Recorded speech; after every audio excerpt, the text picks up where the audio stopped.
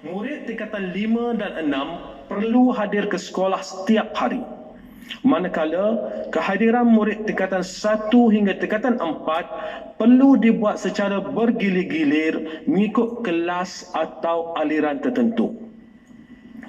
Pihak sekolah hendaklah menentukan bentuk penggiliran yang sesuai berdasarkan keperluan murid.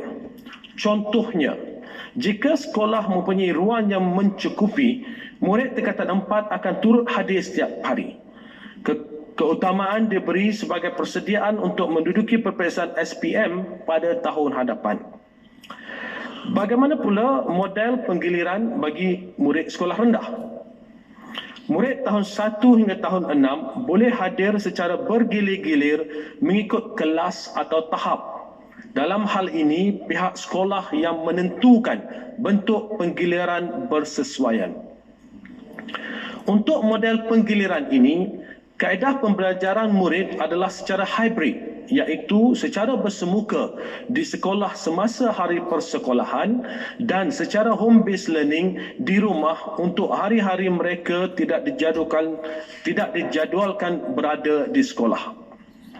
Maklumat senarai sekolah mengikut model yang telah ditetapkan akan dimaklumkan oleh KPM selewat-lewatnya seminggu sebelum sekolah dibuka semula sepenuhnya.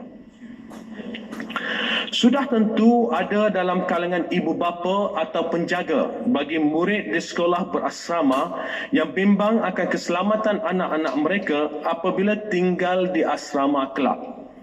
Usah khawatir, kami telah mendapatkan pandangan KKM mengenai langkah-langkah keselamatan di asrama sekolah.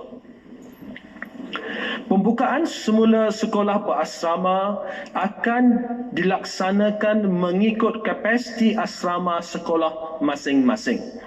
Asrama yang mempunyai kapasiti yang mencukupi setelah mengambil kira penjarakan sosial akan beroperasi seperti biasa.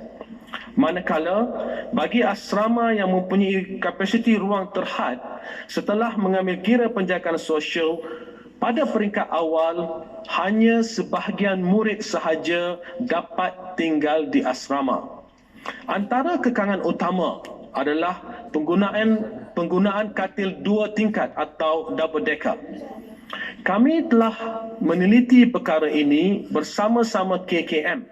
Umumnya, untuk asrama yang menggunakan katil 2 tingkat, semua murid dijangka dapat kembali ke asrama dalam tempoh 28 hingga 42 hari daripada 24 Jun 2020, mengambil kira pusingan 14 hari.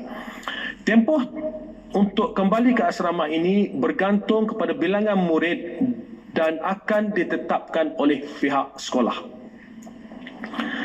Sudah pasti guru, murid dan ibu bapa tertanya-tanya bilakah tarikh pembukaan penuh sekolah. Berdasarkan penilaian ke atas kesiapsiagaan dan persiapan pembukaan semula sekolah, kami yakin bahawa semua sekolah telah bersedia untuk dibuka semula. Pentadbir sekolah juga telah membuat perancangan teliti bagi menguruskan kemasukan murid sepenuhnya. Namun, dalam membuat keputusan mengenai pembukaan semula sekolah, KPM sentiasa merujuk kepada KKM dan MKN. Berdasarkan situasi semasa penularan wabak COVID-19, KKM dan MKN bersetuju bahawa pembukaan penuh sekolah boleh dilaksanakan dalam tempoh terdekat.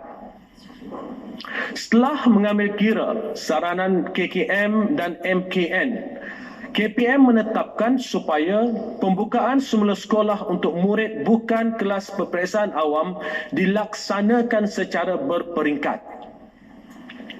Bagi sekolah menengah, murid tingkatan 1 hingga tingkatan 4 serta murid kelas peralihan akan kembali ke sekolah bermula pada hari Rabu 15 Julai 2020.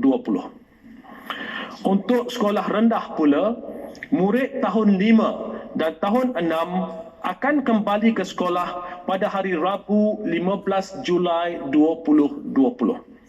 Manakala Tarikh pembukaan semula sekolah bagi murid tahun 1 hingga tahun 4 adalah pada hari Rabu 22 Julai 2020. Bagaimana pula dengan kemasukan murid tingkatan 6 semester 1 tahun 2020? Untuk makluman, keputusan penawaran kemasukan calon lepasan SPM 2019 ke tingkatan 6 semester 1 tahun 2020 boleh disemak mulai hari ini melalui portal KPM. Murid akan mendaftar pada hari Rabu 15 Julai 2020. Tarikh pembukaan semula sekolah ini terpakai kepada semua sekolah kerajaan, sekolah bantuan kerajaan, sekolah swasta, sekolah antarabangsa dan mana-mana institusi pendidikan yang berdaftar dengan KPM.